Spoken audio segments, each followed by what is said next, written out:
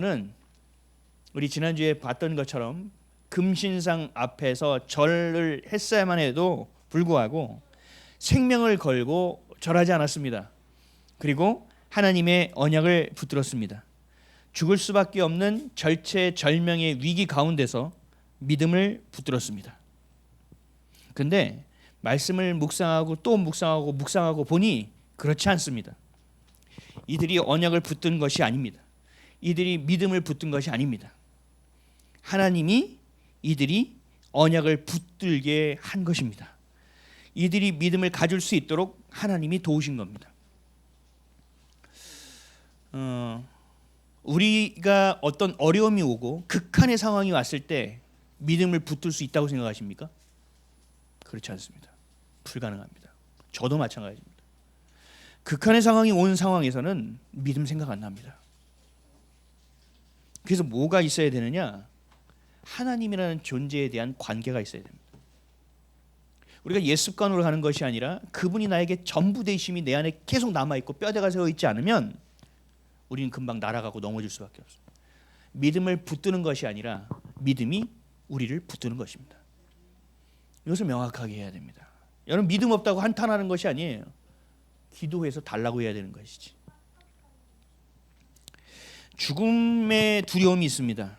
근데 그 죽음의 두려움보다 하나님을 두려워하는 것이 더 컸습니다. 그 가운데 느부갓네살은 반응해요. 나름대로 이들을 신뢰했죠. 봐줄 만큼 봐줬어요. 너희들 그럼 그래? 오케이. 느부갓네살이 이 정도는 했는데 얘네들이 완전히 배은망덕하게 나오는 거죠. 느부갓네살 왕의 입장에서 봤을 때는. 그러니까 이게 배신을 당한 것처럼 화가 나서 명령하는 거예요. 19절에서 21절 말씀입니다. 읽겠습니다. 느부갓네살이 분이 가득하여 사드락과 메삭과 아벳느고를 향하여 얼굴빛을 바꾸고 명령하여 이르되 그 풀무불을 뜨겁게 하기를 평소보다 7배나 뜨겁게 하라 하고 군대 중 용사 몇 사람에게 명령하여 사드락과 메삭과 아벳느고를 결박하여 극렬히 타는 풀무불 가운데 던지라 하니라. 21절까지. 그러자 그 사람들을 겉옷과 속옷과 모자와 다른 못을 입은 채 결박하여 명렬히 타는 풀무불 가운데에 던졌더라. 아멘. 내가 지금껏 너희한테 해준 게 얼만데? 도대체 너희들이. 그러니까 분이 가득해요. 얼굴빛이 바뀌어졌다. 그리고 명령한 게 뭐예요? 풀무불을 7배나 더 뜨겁게 하라. 여러분, 풀무불이 뭔지 아시죠? 풀무불은요, 쇠를 단련하는 불이에요. 그러니까 충분히 뜨겁다고요. 사람을 죽이고도 남을 정도로 뜨겁다고요. 근데 7배를 더 뜨겁게 했다고요. 이게 무슨 의미가 있어요? 우리는 더 뜨겁겠다. 아니요. 어차피 죽는 건 똑같아요. 지금 여기서 봐야 될 거는 얼마나 뜨겁냐, 뭐가 어떻게 되냐 이걸 보는 게 아니고 느부갓네살이 얼마나 화가 났냐를 보는 거예요. 그리고 말씀을 보면 옷을 입은 채 결박하여 풀무불 가운데 던져졌다. 이게 기록된 거는 결국은요, 원래 이렇게 죽일 때는 옷을 벗겨서 갔나 봐요. 근데 급히 시행했다라는 겁니다. 급히. 화가 날 대로 났다라는 얘기죠. 급히 죽이려고 했다. 이제 세 친구는 풀무불에서 죽을 수밖에 없는 위기 가운데 하나님의 언약을 지키기로 했고 그 믿음에 붙들렸습니다. 그러나 두려웠을까요? 안 두려웠을까요? 그럼에도 두려웠을 겁니다. 아직 현실이 와닿지 않을 수도 있어요. 그래, 우리 죽겠지. 어차피 죽을 인생 아니겠어? 그러면서 셋이 서로를 쳐다보면서 용기를 줬을 수도 있죠. 하지만 두려움은 아마 더 커졌을 겁니다. 난 두렵지 않아 하는데 여러분, 손이 막 덜덜덜 떨린 경험을 해본 적 있으세요? 난 두렵지 않아, 괜찮았는데 오금이 저린 경험 없으세요? 내 몸이 반응한단 말이에요. 제가 예전에 새벽 기도를 오면서 차 사고가 한번 날 뻔했는데 그때 주님이 살려주셔서 감사합니다. 역시 그리고 내가 아직 할 일이 남아있군요. 담대하게 왔어요. 근데 강단에 올라오는데 다리가 휘청거리더라고요. 무서웠다는 얘기입니다. 두려웠다는 얘기입니다. 그러니까 사람은 이런 두려움을 그냥 피해갈 수가 없다고요. 근데 이들이 아직 와닿지 않을 수도 있죠. 근데 와닿는 사건이 있습니다. 22절입니다. 시작. 왕의 명령이 엄하고 풀무불의 심이 뜨거움으로 불꽃이 사드락과 메삭과 아벳느고를 붙든 사람을 태워 주었고 자기네 죽기 전에요 끌어당기는 사람이 먼저 타 죽어버리는 거예요. 그냥 타 죽을 때 훅 하고 그냥 갑자기 재가 돼버리나요? 아니죠. 불이 붙었겠죠. 아 뜨거워 난리가 났겠죠. 그 두려움에 있던 그 눈빛을 봤겠죠. 타 죽어가는 냄새를 맡았겠죠. 얼마나 무서웠겠냔 말이에요. 무서웠고 그래도 그래 하는데 바로 앞에서 이 사람이 타 죽어버리니 얼마나 두려웠겠냐. 와닿은 거예요. 이제는 이게 아마 사시나무 떨듯이 떨었을 거예요. 몇 초 후에 나도 이 사람처럼 될 것이다라는 것이 내 눈으로 보게 된 거죠. 두렵지 않을 수 없습니다. 근데 이 두려움을 볼 때 이 세 친구의 두려움만은 보면 안 됩니다. 오늘 본문을 통해서는 뭐 어떤 두려움이 또 있느냐? 느부갓네살의 두려움도 볼 수 있어야 됩니다. 느부갓네살이 꿈을 꿨습니다. 그 꿈 아주 잘 이해할 수도 없는 꿈, 모든 사람에게 풀어보려는데 아무도 풀지 못했던 꿈. 다니엘에 와서 그 꿈을 해석해 줬죠. 신상 머리부터 쭉 그 신상에 갑자기 뜨인 돌, 사람의 손이 닿지 않은 돌이 나와서 그 신상을 한 번에 쪼갰다. 그것이 바벨론부터 시작해서 로마 제국까지 앞으로 세워질 모든 제국을 이야기하는데 그 제국을 돌이 날아와 다 깨버린다. 돌이 무엇보다 가장 강한 권력이고 권세라는 거 아닙니까? 그래서 그것을 하나님을 찬양했죠. 그래 너희 하나님을 찬양한다. 역시 너희 하나님이다라고 이야기는 했으나 어떻게 했어요? 무너지고 싶지 않았잖아요. 그 하나님의 권위에 내 권위를 굽히고 싶지 않았잖아요. 그래서 어떻게 했어요? 금신상을 아예 세워버렸죠. 머리만 금이었는데 발끝까지 금을 만들어버린 거예요. 10층에서 12층 높이가 되는, 그것도 평지에 세워서 동서남북 어디서도 볼 수 있게끔 만든 금신상. 근데 그 신상을 만들어서 하나님을 대항하려고 했는데, 그래서 많은 사람 앞에서 그 만왕의 하나님의 종들을 죽이려고 했는데 그 풀무불에 집어넣는데 7배나 뜨겁게 해서 집어넣는데 보니까 4명이더라. 여러분 느부갓네살 입장에 한번 가봐요. 화들짝 놀랄 겁니다. 화들짝. 예전에 꿈은 나 혼자 꿨죠. 이거는요 뭐예요? 모든 사람들이 다 보고 있는 상황이에요. 그 가운데서 만왕의 하나님이 하나님이라는 것이 보여지는 순간이에요. 인정하고 싶지 않았던 그 일이 느부갓네살에게 인정되어진 것입니다. 그 뜨인 돌이, 꿈에서 봤던 뜨인 돌이 이제 현실에서 뜨인 돌을 내가 맞닥뜨리게 된 겁니다.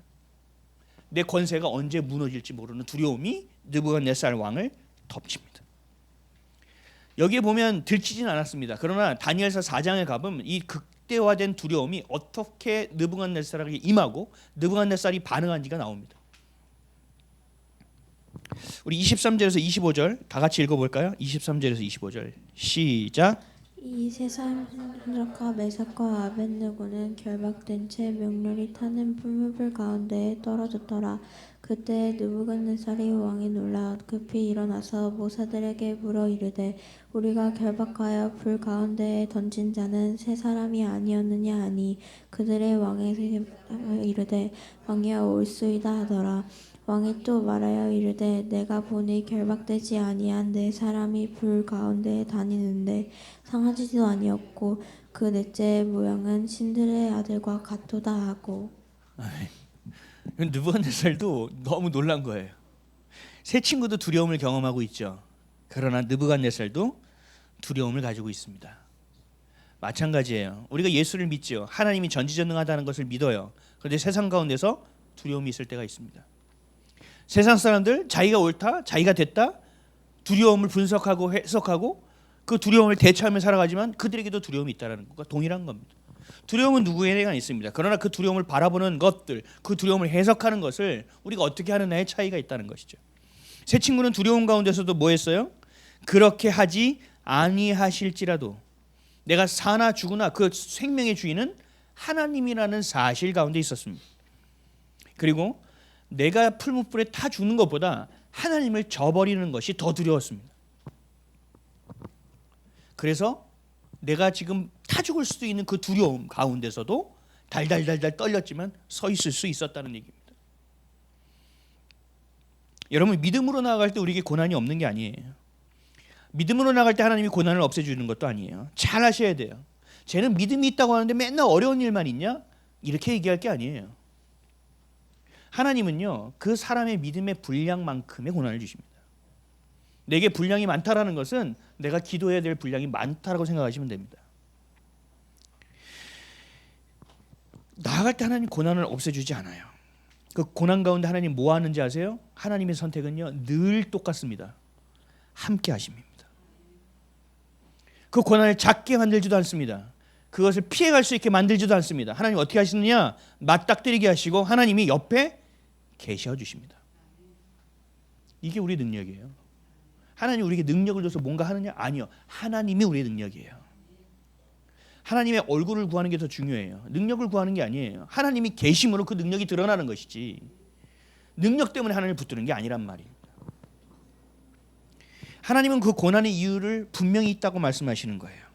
그렇기 때문에 그 고난을 우리에게서 제하지 않으시는 겁니다. 이유가 분명히 있다라는 거예요.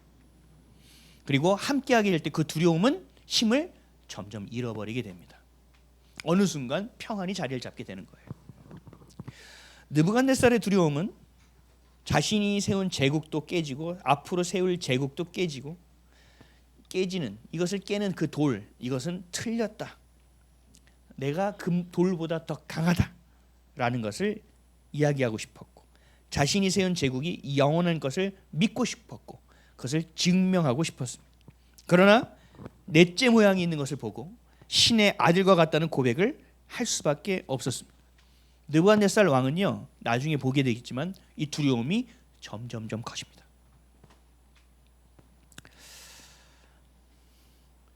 하나님이 새 친구와 풀무불 가운데서 함께 하셨던 것처럼 지금도 여러분과 함께 하고 계심을 믿으시기 바랍니다. 그런데 우리의 믿음은 하나님이 우리를 향하는 것과 달라요. 마치 어린아이가 엄마 이거 젤리 주세요 하는데 안 돼. TV 좀 더 볼래요. 안 돼 하면 토라지고 삐져 있는 것처럼 우리의 믿음이 하나님 앞에서 그렇게 무너지고 있습니다. 하나님을 믿는다고는 하지만 이렇게 생각하는 거예요. 하나님이 결정적인 그 나의 위기의 순간에 기도에 응답하지 않은 하나님이다.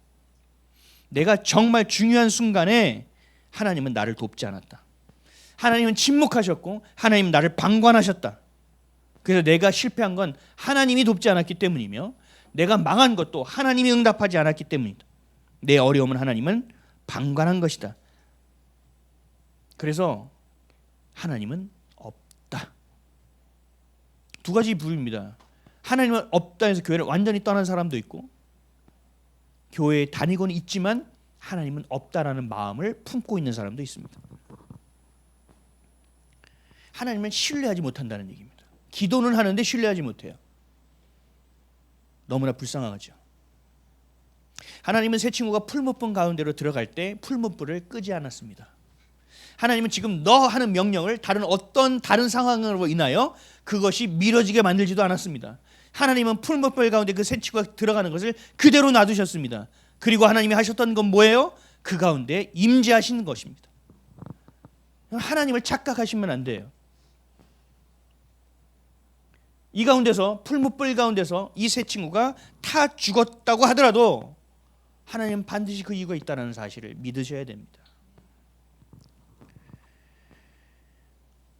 우리는 그 고난만 보여요. 그 어려움만 보여요. 근데 하나님은요 그 어려움과 고난을 통해서 우리에게 무엇을 주실지를 가지고 계세요. 그러니까 우리가 지금의 어려움만 보게 되면 하나님의 뜻을 알 수가 없는 겁니다. 예를 한번 들어볼게요. 예수님이 십자가에 달리셨죠. 달리셨을 때 많은 사람들이 조롱했어요. 뭐라고 조롱했죠? 야 네가 그리스도이면 야 너부터 구원해.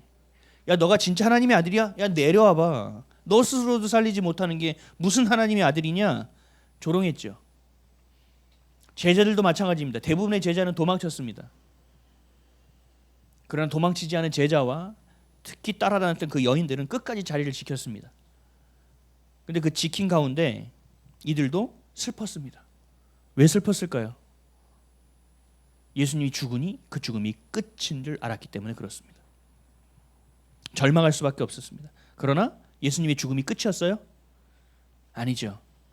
영원한 시작을 열기 위한 하나님의 큰 그림이셨죠. 우리는 과정만 봐요. 십자가의 고난 얼마나 아플까? 십자가에서 죽음 얼마나 힘드셨을까? 그러나 하나님은 뭘 보고 계시는 거예요? 부활을 보고 계시는 거예요. 그 부활을 통하여 우리에게 부활을 주기를 원하시는, 그것이 뭐예요? 영원한 생명을 주기 위한 여정, 그 과정이 십자가였다는 거죠. 우리는 부활을 보지 못하니까 십자가만 보니까 괴로운 겁니다.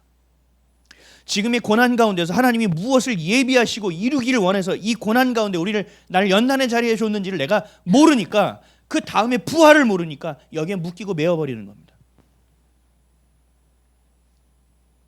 그리고 좌절합니다. 낙심합니다. 그리고 또 뭐예요? 지레짐작합니다. 아주 소설을 씁니다. 이건 이렇게 될 거고 저건 저렇게 될 거고, 혼자 생각이 점점 많아지기 시작합니다.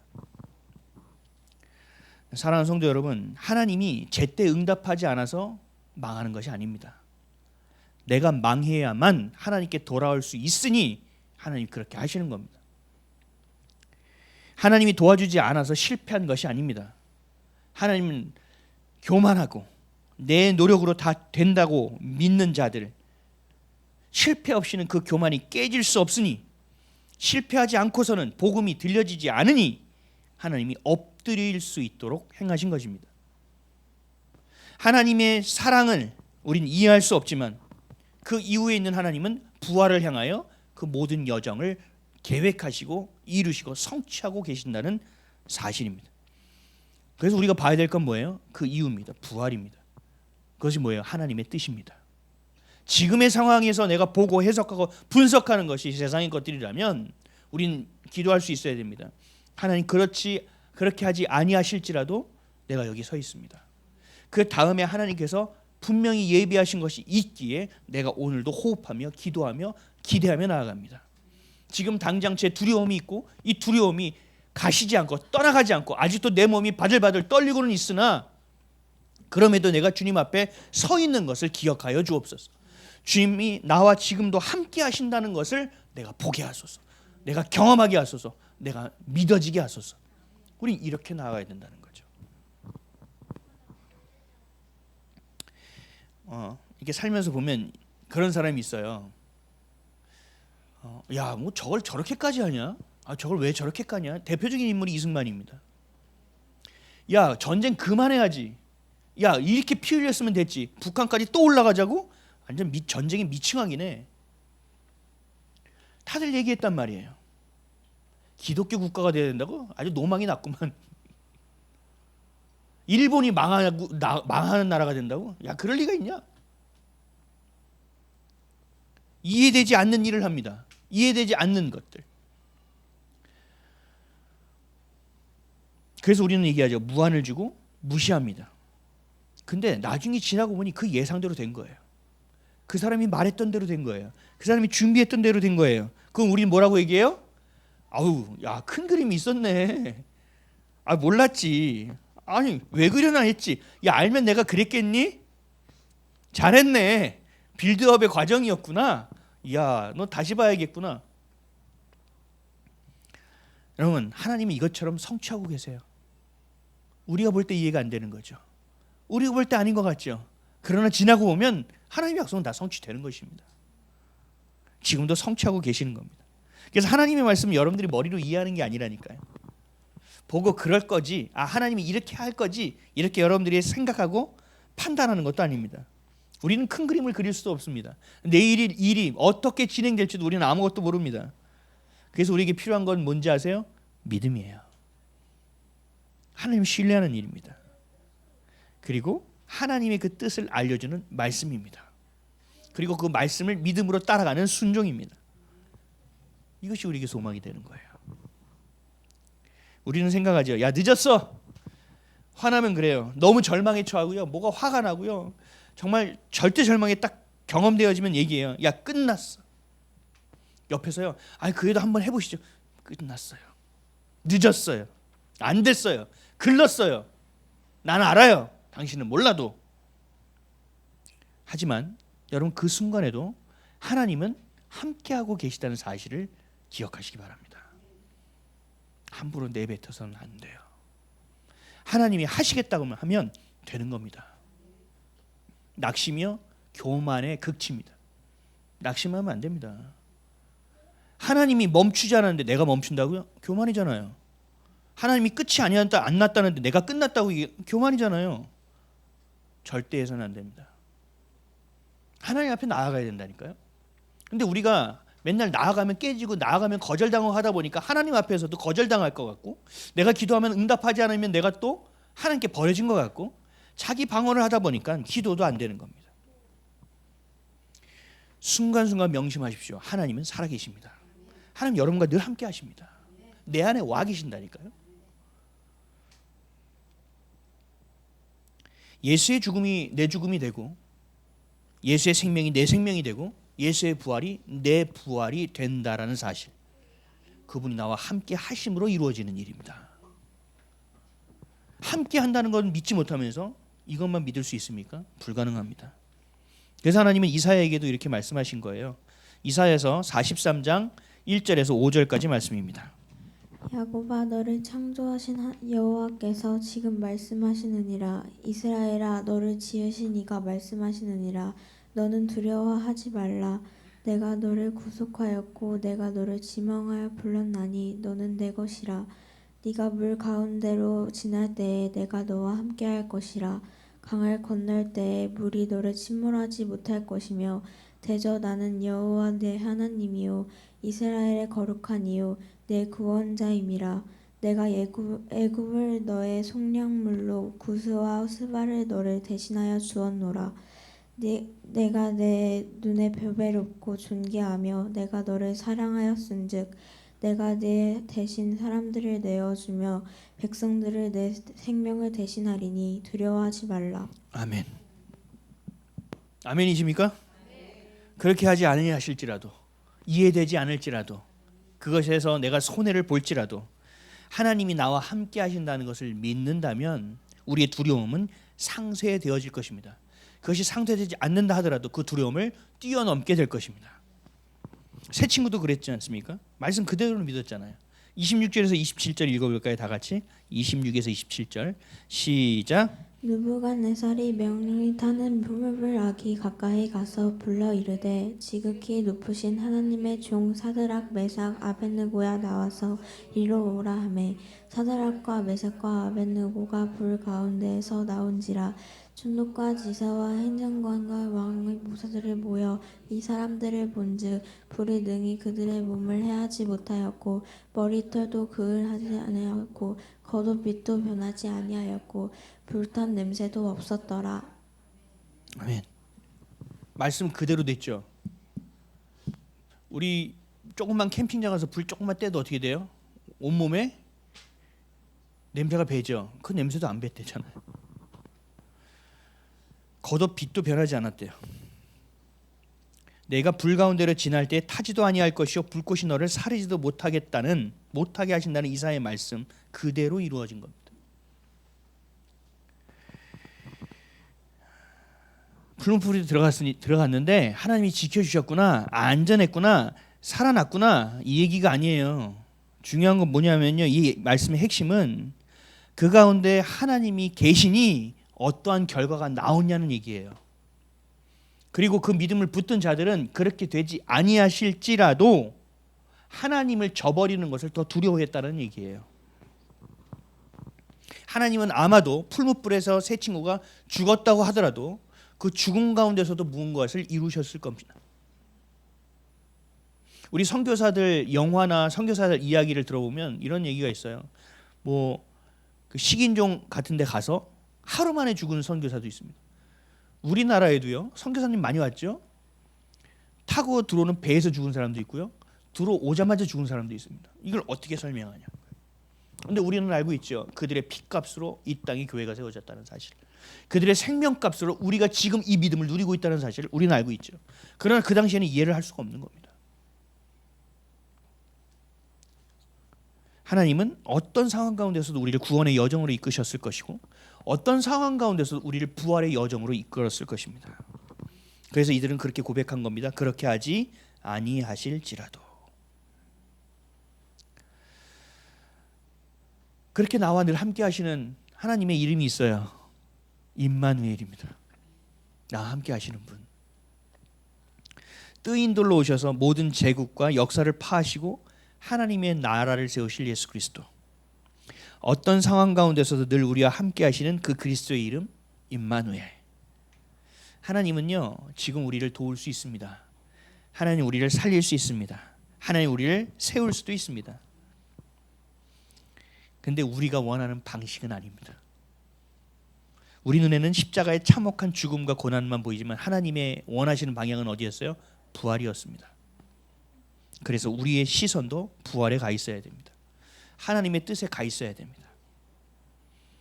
그 과정 가운데 하나님은 함께 하시기 때문에 그렇습니다. 로마서 8장 32절에서 39절 좀 길지만 잘 들어봐 주세요. 로마서 8장 32절에서 39절. 자기 아들을 아끼지 아니하시고 우리 모든 사람을 위하여 내주시니가 어찌 그 아들과 함께 모든 것을 우리에게 주시지 아니하겠느냐. 누가 능히 하나님께서 택하신 자들을 고발하리요. 외롭다 하신 이는 하나님이시니 누가 정죄하리요. 죽으실 뿐 아니라 다시 살아나신 이는 그리스도 예수시니 그는 하나님 우편에 계신 자요 우리를 위하여 간구하시는 자시니라. 누가 우리를 그리스도의 사랑에서 끊으리요. 환난이나 공고나 박해나 기근이나 적신이나 위험이나 칼이라. 기록된 바 우리가 종일 주를 위하여 죽임을 당하게 되며 도사에 당할 양같이 여김을 받았나이다 함과 같으니라. 그러나 이 모든 일에 우리를 사랑하시는 이를 말미암아 우리가 넉넉히 이기느니라. 내가 확신하노니 사망이나 생명이나 천사들이나 권세자들이나 현재일이나 장래일이나 능력이나 높음이나 깊음이나 다른 어떤 피조물이라도 우리를 우리 주 그리스도 예수 안에 있는 하나님의 사랑으로 끊을 수 없으리라. 아멘. 모든 일이 있어요. 내가 생각하지 못한 어려움과 박해와 핍박과 극단의 절망과 어려움들이 은혜 올 수 있다니까요. 믿는 자라도 반드시 옵니다. 그럴 때 주님 뭐라고 말씀하셨어요? 이 모든 일에 우리를 사랑하시는 이로 말미암아 우리가 넉넉히 이기느니라. 이건 뭐예요? 우리가 가서 깨부신다는 얘기가 아니에요. 하나님의 뜻이 반드시 이루어진다는 뜻이에요. 하나님은요 작정하시면 이루십니다. 그것을 우리가 믿어야 돼요. 그러려면 하나님의 것을 봐야죠. 그 고난이 아니라 고난 이후에 있는 부활을 볼 수 있어야 돼요. 그래서 하나님의 나라에 초점이 가 있어야 된다는 얘기예요. 그래서 사도 바울이 늘 얘기한 거예요. 육적인 것을 보고 판단하는 것이 아니라 영적인 것을 보라는 얘기예요. 하나님의 나라를 보라는 얘기예요. 지금 네 앞에 벌어지는 상황과 환경을 보지 말고 내가 너에게 준 언약을 보라는 거예요. 하나님의 나라는 마치 실체가 움직이는 것이고 이 땅에 있는 것은 그 실체가 움직이는 그림자와 같으니 하나님의 뜻이 하늘에서 이루어진 것처럼 땅에서 이루어지는 일이니 너희가 바라봐야 될 건 뭐냐? 어떻게 이루어지느냐? 이루어져야 되느냐? 언제 이루어지느냐? 이것이 빨리 이루어져야 되느냐? 이걸 보는 것이 아니라 하나님의 뜻을 보고 있으라는 얘기입니다. 이게 깨어 있으라는 뜻과 동일합니다.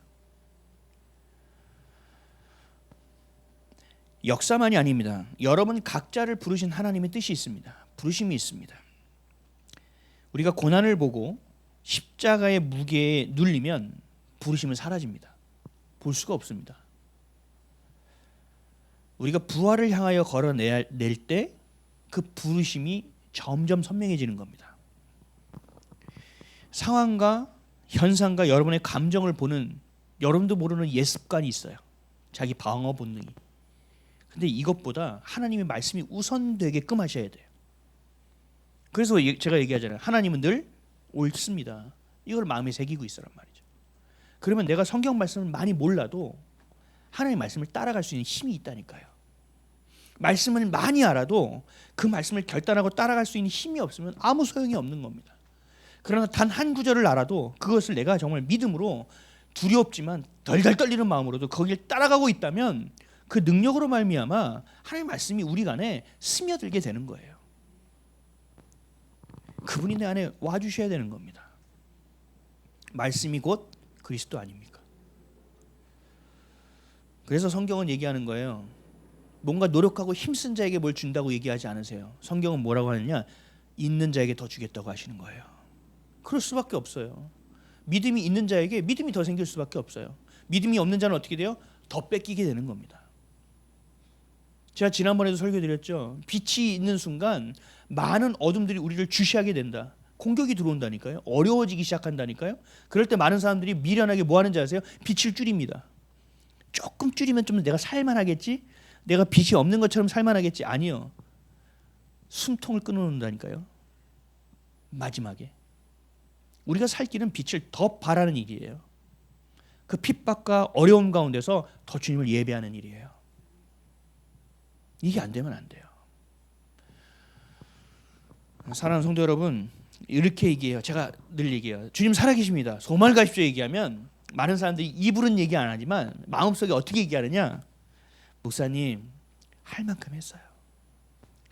살 만큼 살아왔어요. 해볼 만큼 했다고요. 지쳤다고요. 주님이 함께 하신다는 것을 놓친 겁니다. 소망이 나를 누른 게 아니, 낙심이 나를 누른 게 아니에요. 하나님과 함께함이 사라지기 시작한 거예요. 여러분 임마누엘 하나님이 느껴지지 않습니까? 내 안에 계신 성령께서 느껴지지 않습니까? 우리 요한계시록 말씀 볼까요? 요한계시록 1장 4절에서 8절 말씀입니다. 요한은 아시아에 있는 7 교회에 편지하노니 이제도 계시고 전에도 계셨고 정차 오실 이와 그의 보좌 앞에 있는 7 영과 또 충성된 증인으로 죽은 자들 가운데에서 먼저 나시고 땅의 임금들의 머리가 되신 예수 그리스도로 말미암아 은혜와 평강이 너희에게 있기를 원하노라. 우리를 사랑하사 그의 피로 우리 죄에서 우리를 해방하시고 그의 아버지 하나님을 위하여 우리를 나라와 제사장으로 삼으신 그에게 영광과 능력을 세세토록 있기를 원하노라. 아멘. 불지어다 그가 구름을 타고 오시리라. 각 사람의 눈에 그를 보겠고 그를 찌른 자들도 볼 것이요 땅에 있는 모든 족속이 그를 말미암아 애곡하리니 그러하리라. 아멘. 주 하나님이 이르시되 나는 알파와 오메가라. 이제도 있고 전에도 있었고 정차 올 자요 전능한 자라 하시더라. 아멘. 하나님은 이제도 계셨고 전에도 계셨고 장차 오실 분이라고 말합니다. 원래 성경은 이렇게 설명하지 않아요. 지금 요한계시록만 이렇게 설명하고 있어요. 원래 설명은 뭐냐? 지금 여기서는 이제도 계셨고 전에도 계시면 장차 오실 분이라고 얘기하죠. 이제도 계셨다는 건 현재예요. 전에도 계셨다는 건 과거예요. 장차 오실 분은 미래예요. 원래 성경에서는 과거, 현재, 미래로 얘기합니다. 그러니까 전에도 계셨고 이제도 계시며 장차 오실 분이라고 성경은 얘기해요. 근데 요한계시록 이 부분만 순서가 바뀌었어요. 뭐냐면요, 이제도 계시는 분이 앞에예요. 잘 보세요. 지금 요한계시록이 쓰여질 시기는요, 극한의 핍박과 고난과 박해 안에 있는 때예요. 그때 말씀하시는 거예요. 이제도 계시다. 지금도 너희와 함께하고 계시다. 이걸 강조하는 겁니다. 제가 여러분들의 믿음을 폄하하는 게 아니에요. 여러분들이 정말 어려운 상황에 가면요, 그 믿음을 선택하는 시간이 없어요. 그냥 무너진다니까요. 두려움이 딱 오면 주님이 계시지 하고 아이 깜짝이야 이렇게 놀라는 사람 없어요. 뭐가 딱 되면 어이 깜짝부터 시작하지. 두려움이 없을 수가 없다니까요. 그 순간 우리의 믿음이 어디 있는지 찾느라고 정신이 없어요. 근데요, 주님은 이 극한의 상황에 있어요. 예수를 믿는다는 걸리면 그냥 다 죽어요. 가족이 다 죽어요. 호랑이 밥이 돼버려요. 사자밥이 돼버려요. 이 극한의 상황 가운데서 믿음을 지키고 있는 자들에게 주님이 말씀하시는 거예요. 하나님은 지금 너희와 함께하고 계시다는 얘기를 하고 있는 거예요. 너희들이 사자밥이 될지라도 내가 너와 지금 함께 있다. 너가 지금 너희들이 박해를 받고 너희들이 어떤 잘못을 하지도 않았던 억울한 일을 당하고 있고 너희의 자녀가 이렇게 핍박당하는 상황이 있는 그거 내가 안다. 왜? 지금 내가 너와 함께하고 있기 때문에. 이게 우리에게 소망이 되어야 된다는 얘기예요. 이게 우리의 유일한 위로가 되어야 되는 거예요. 누가 힘들어요? 괜찮아요? 어려워요? 이거 위로 안 된다니까요. 진짜 위로는 뭔지 아세요? 하나님이 당신과 함께하고 계십니다. 하나님이 당신의 마음을 다 알고 계십니다. 풀무불에 있는 새 친구 하나님이 불 꺼주셨습니까? 아니요. 주님은 함께 하셨습니다. 아마 새 친구는요, 생명이 다하는 그날까지 주님이 나와 함께 하셨다는 확신 안에서 살았을 겁니다. 이것을 믿었던 이스라엘 백성들은 그 수없이 많은 나라의 어려움과 나라가 없어져서 2000년 동안 방황하는 삶을 살면서도 이 말씀을 놓치지 않았습니다. 하나님은 지금도 우리 하나님이시고 하나님은 나와 함께하고 계시다. 아우슈비츠 수용소에서 600만이 죽어가면서도 이들은 소망을 가지고 있었어요. 주님이 지금도 우리와 함께하시다. 이것을 놓치지 않았단 말이에요. 우리의 삶의 자리를 한번 가져와 보시죠. 여러분 어떠세요? 지금도 함께 하시는 하나님을 보라고 계십니까? 나와 지금도 함께 하시고 여전히 함께 하시는 하나님, 그 임마누엘의 하나님 보고 계십니까? 주님은 여러분들이 고난과 어려움 가운데서 오셔서 하는 말씀이 다른 게 아니에요. 내가 도와줄게. 힘들지, 어렵지, 어떻게 우쭈쭈. 아니면 너 이제 그럴 줄 알았어. 너 좀 더 잘해. 이런 얘기 하시는 게 아니에요. 주님은 단 한마디예요. 지금도 내가 너와 함께 하겠다. 내가 살아있다.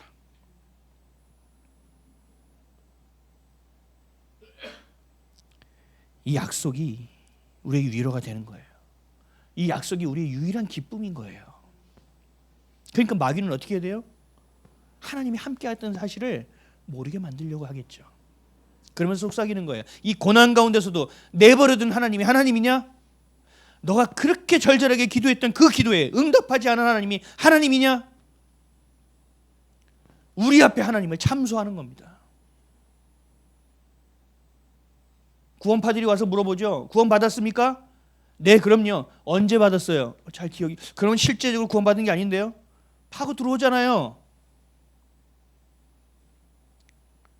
저도 기억 안 나요. 언제 주님 만났는지. 그걸 어떻게 다 세우고 앉았어요. 중요한 건 뭐예요? 하나님은 살아계시다는 거예요. 내가 그렇게 슬피 울고 어려울 때 주님 어디 계셨습니까? 주님도 같이 울고 계셨다니까요. 하나님이 능력 없는 하나님인가요? 아니요. 지금은 그게 필요한 겁니다. 망나니 같이 사는 삶? 도대체 하나님 내 기도를 왜 안 들어주십니까? 아니요. 하나님은 그 가운데서 반드시 하나님이 하실 일이 있습니다. 그걸 신뢰하셔야 되는 거예요. 나를 단련시키든 얘를 단련시키든 뭘 단련시키든 하나님이 하실 이유가 분명히 있다고요. 그 위에 뭐가 있다고요? 이유가 부활이라는 게 분명히 있다고요. 십자가만 바라보지 마세요. 부활을 바라보세요. 어떤 사람은 또 부활만 바라봐요. 아니요. 십자가도 바라봐야 돼요. 그래야 회개가 있죠. 천지를 창조하신 하나님이 나와 함께하고 있습니다. 홍해를 가르시고 이스라엘 백성을 이끄신 그 하나님이 나와 지금도 함께하고 계십니다. 2000년 동안 유리하던 백성에게 땅을 주시고 이스라엘 나라를 다시 건국해 하신 하나님이 나와 함께하고 계십니다.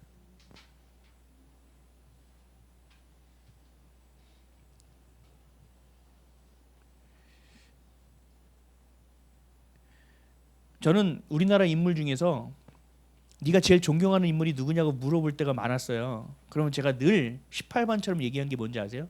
이순신 장군입니다 그랬어요. 이순신 장군. 왜? 대단하잖아요. 그런 장군이 어디 있어요? 또 성경 말씀 그대로예요. 살고자 하는 자는 죽고 죽고자 하는, 이건 성경에 있는 그대로 말씀인데 어떻게 알았지? 대단하다 이순신. 그렇게 생각했어요. 정치하는 사람들은 다 너무 싫어요. 근데 완전 바뀌었습니다 저는. 여러분들이 저희 뭐 정치적 색깔 얘기하지 마시고 그냥 신앙적인 거예요. 저는 이승만과 같은 대통령이 우리의 건국의 대통령이었다는 것에 대해서 엄청난 자부심이 있습니다. 이분이 신앙을 끝까지 붙들고 마지막 죽는 순간까지도 살아계신 하나님과 함께했다라는 것에 대해서 엄청나게 존경합니다. 우리나라에 이런 인물이 있었다는 것 자체가 너무나 감사합니다. 미국의 링컨 대통령을 제가 되게 좋아하거든요. 여러분 링컨은 비할 것도 아닙니다. 이승만에 비하면. 여러분 역사를 보면요 얼마나 대단한 인물인지 모릅니다. 이런 조그만 나라에 말도 안 되는 나라에 배지도 않는 나라에 말 한마디도 하지 못하는 그 나라 가운데서도 하나님이 사용하니까 어떻게 사용된지를 보십시오. 선견지명? 아니요. 미래를 내다보는 눈이 있다? 아니요. 그냥 믿음대로 간 사람입니다. 하나님의 뜻대로 가니까 그렇게 되어 있는 거예요. 여러분도 그렇게 될 수 있습니다. 우리도 그렇게 될 수 있습니다. 하나님이 하나님이라면, 하나님이 내 안에 살아계셔서 그분을 내가 의지하고 살아간다면 지금 내가 너와 함께 있다, 내가 살아있다라는 그 음성을 듣고 어떤 상황 가운데서도 고난 가운데서도 부활을 향하여 걷는 여러분이 된다면 여러분들도 그렇게 될 수 있습니다. 그럼 여러분 바뀌면 여러분들의 자녀가 바뀔 것이고, 여러분들의 가정이 바뀔 것이고, 이 교회가 바뀔 것이고, 이 나라와 민족이 바뀔 것입니다. 나로부터 시작하는 겁니다. 아무것도 아닌 것 같나요? 나 같은 존재가 뭘? 아니요, 그렇지 않아요. 하나님은요, 일을요 팍 만드시는 분이 아니에요. 하나씩 쌓아가시는 분이에요. 여러분으로부터 시작하는 겁니다. 우리나라의 회복이 반드시 있어야 됩니다. 우리 가정의 회복이 반드시 있어야 됩니다. 교회 회복이 반드시 있어야 됩니다. 어디서부터 시작됩니까? 나부터입니다. 여러분들의 마음에 오늘 이 소리가 들려줬으면 좋겠습니다. 내가 살아있다. 하나님의 음성이 들려지기를 주님의 이름으로 축복합니다. 마지막으로 말씀 한 절만 읽고 마치겠습니다. 시편 23편 4절입니다. 내가 사망의 음침한 골짜기로 다닐지라도 해를 두려워하지 않은 것은 주께서 나와 함께 하심이라. 주의 지팡이와 막대기가 나를 안위하시나이다. 아멘. 기도하겠습니다.